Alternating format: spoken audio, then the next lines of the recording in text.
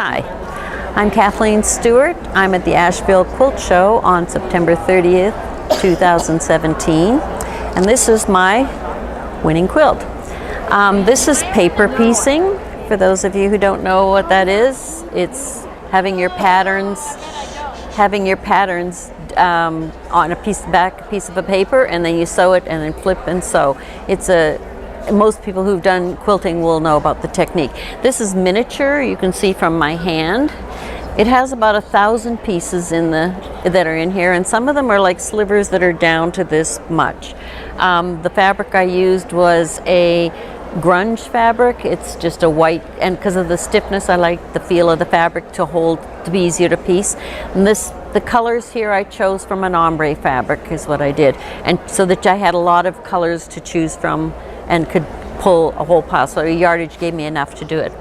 I hate paper piecing. I am a whole cloth quilter normally, but every once in a while you just need to do something different. And I saw this pattern in a book, and I don't remember the name of the Kumiko Bridal, and she's Japanese and she's crazy. This is all written in French, so when you do get the pattern book, it's wonderful, but if you don't speak French, you might have to guess like I did. So I don't know how else to help you to do one of these things. In the background you can see I've got a lot of feather work. That's what I normally do on my whole cloth quilts. This, I do all my work on a long arm, on a gammal, and yes, you can do it on there. I'm not sure what else to tell you. Around the outside, I was in New York City, and I found beads that were the exact color of these oranges and pinks, and didn't realize how many hours it was going to take me to sew it on, but it worked out just fine. Whether I'd do it again, I'm not sure.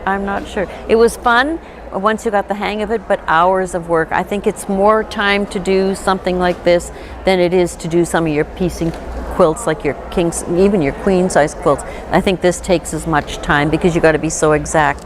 One of the things I used was a lot of kids' school glue, so it's glued down.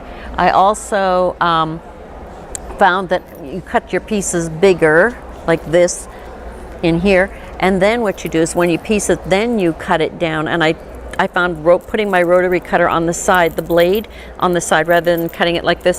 When I cut it sideways like this, it kind of graded it, sort of like when you used to do sewing, something. And then it was easier. And then you could press it with a lot of starch. A lot of starch went into it.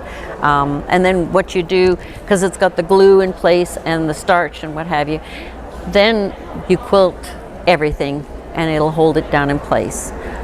Had another problem where sometimes your threads will show. If you're picking fabric, go buy some Sharpie markers or Copic markers and color in your threads, because they look like big pieces of rope when you get up close if you're not careful.